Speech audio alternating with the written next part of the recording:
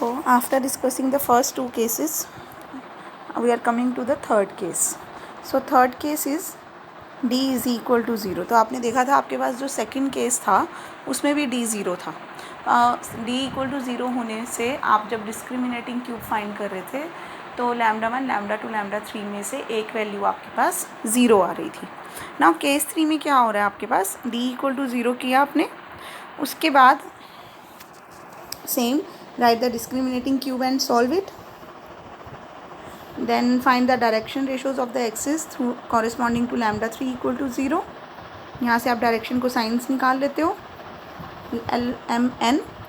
Then जब आप are की वैल्यू निकालोगे यहाँ पे तो आपके पास ये U L plus V M plus W N जो आर था वो इक्वल टू ज़ीरो आ जाता है. सो केस 2 में R was not equal to zero. So R was not equal to zero तो आपके पास lambda 1 X square plus lambda 2 Y square plus 2rz equal to zero equation आ जाती थी after rotation of axis. But अगर आपके पास r zero है तब आप क्या करोगे, फिर आप दोबारा जो कि आपके पास फर्स्ट केस था आप अल्फ़ा बीटा गामा निकालते थे ना. So write the central planes. Central planes क्या थे, partial derivative of f with respect to x equal to zero, with respect to y equal to 0 and partial derivative of f with respect to z equal to 0. So they are known as central planes. So इन तीनों को solve करके आप alpha beta gamma की values निकालते थे. अब यहाँ पे डिफरेंस ये होगा, अभी आप एग्जांपल में भी देखोगे वहाँ पे तो जब आप इन तीनों को ज़ीरो करते थे तो आपके पास तीन इक्वेशंस आ जाती थी एक्स वाई जेड में, तो उनको सॉल्व करके आप एक्स वाई जेड की वैल्यू निकाल लेते थे. अब यहाँ पे जो तीन इक्वेशंस आई हैं actually they are not independent. आपने पढ़ा है ना जब आप तीन इक्वेशंस को सॉल्व करते हो तीन वेरिएबल्स में तो either you have unique solution और नो सॉल्यूशन और इनफाइनाइटली मैनी सॉल्यूशंस.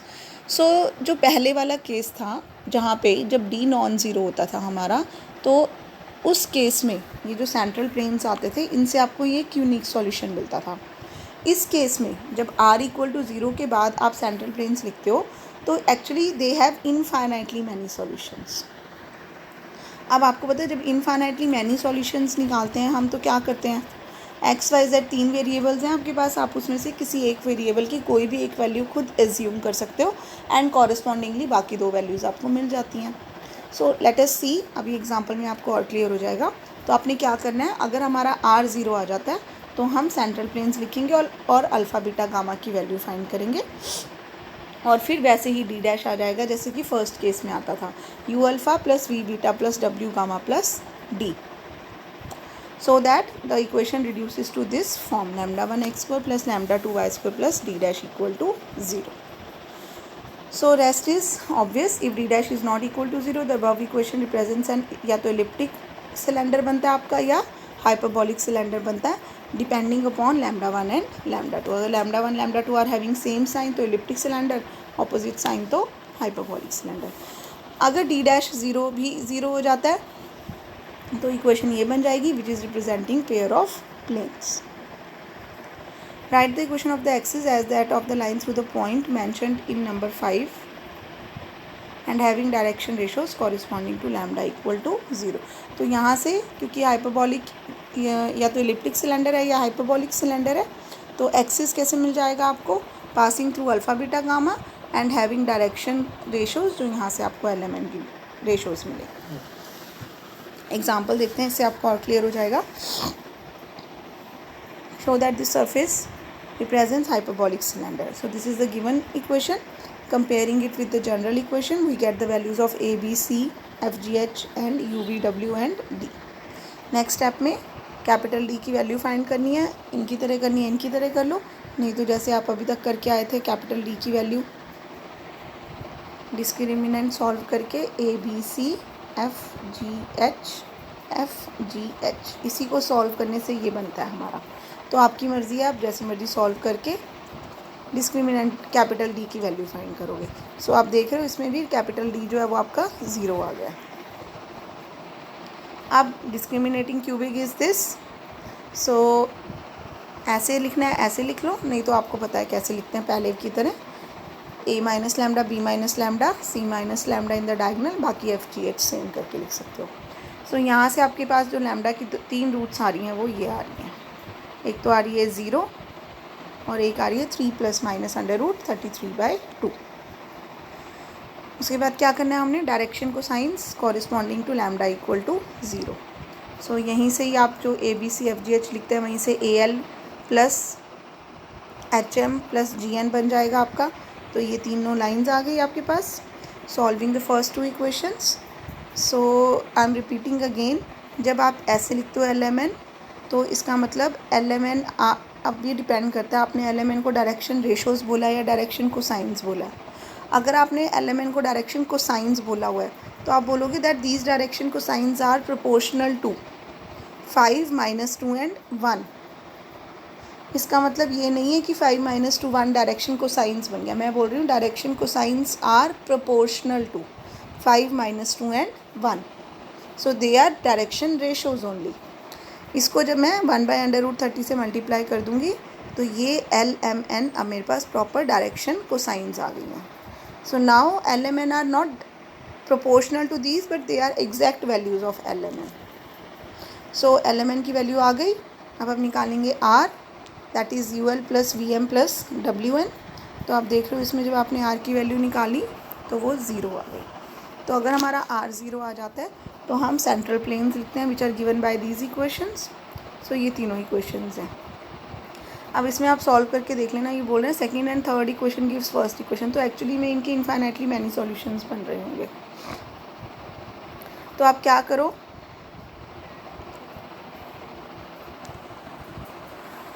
Z की वैल्यू देखो इन्होंने ले ली, वही solve first and third equations. So first और थर्ड इक्वेशन में देखो छोड़ दो, हमें नहीं पता कि कैसे करना था, ठीक है। आपको ये तो पता है ना कि जब आप R = 0 के बाद सेंट्रल प्लेन्स निकलोगे तो ये definitely they are giving you infinitely many solutions.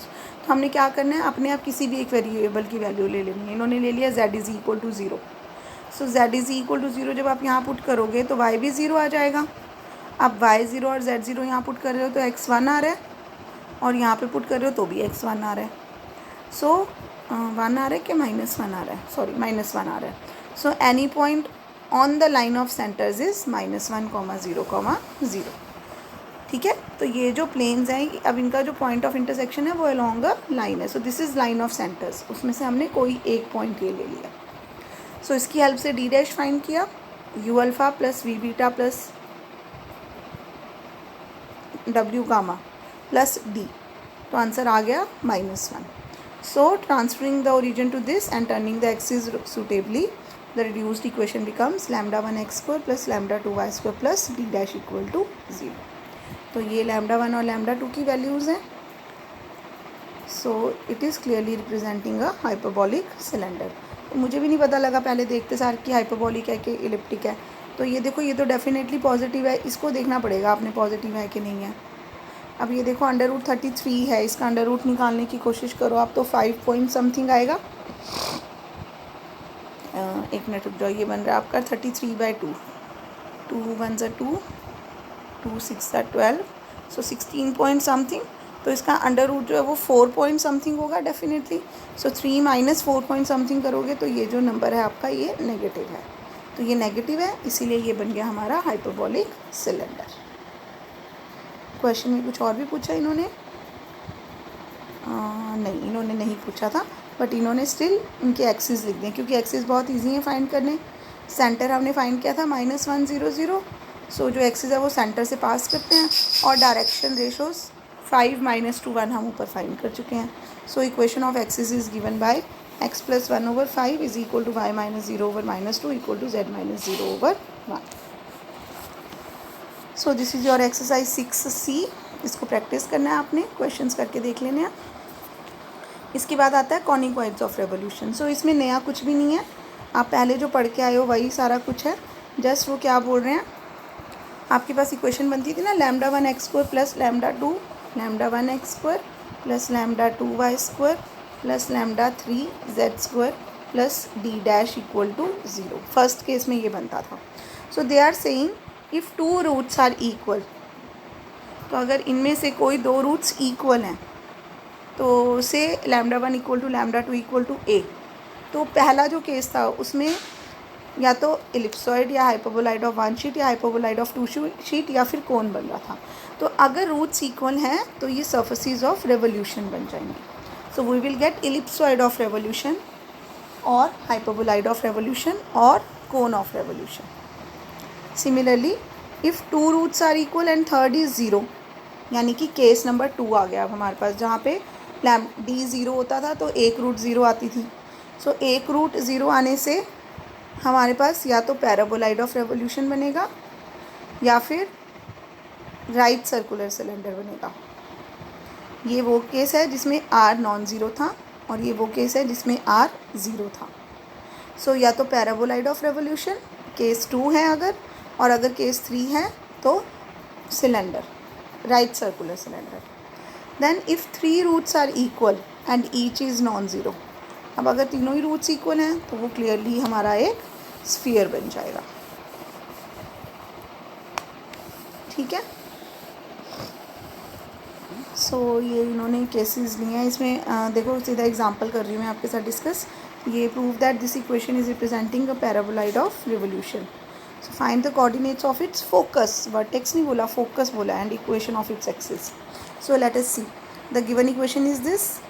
Comparing with the general equation, small A B C F G H U V W D मिल गया, फिर आप कैपिटल डी फाइंड करोगे तो वो ज़ीरो आ रहा है, इसका मतलब ये फर्स्ट केस तो नहीं है।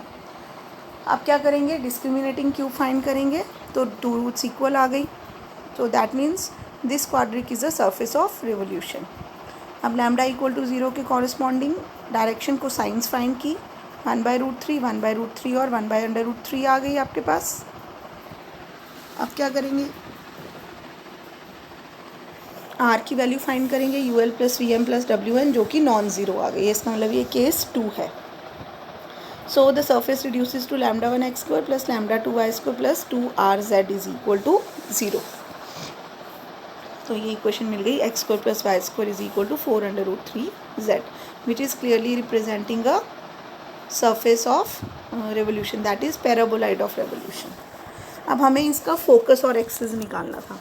तो देखो एक्सिस जो हैं वो सेंटर से पास करते हैं, करेंगे ना, एंड डायरेक्शन रेशोज उसकी 1/√3, 1/√3, 1/√3 होगी। सो इन्होंने क्या किया, वर्टेक्स निकालने के लिए वही partial derivative of f with respect to x over 2l। ये हमने पीछे, आप एक्सरसाइज 6 से पहले देखना, वहाँ पे लिखा था ये फॉर्मूला। वहाँ पे इन्होंने ये 2 यहाँ पे ना लिखे, यहाँ पे 2r लिखा था, एंड r क्या होता है, ये वाला r, तो ये आया -9/√3।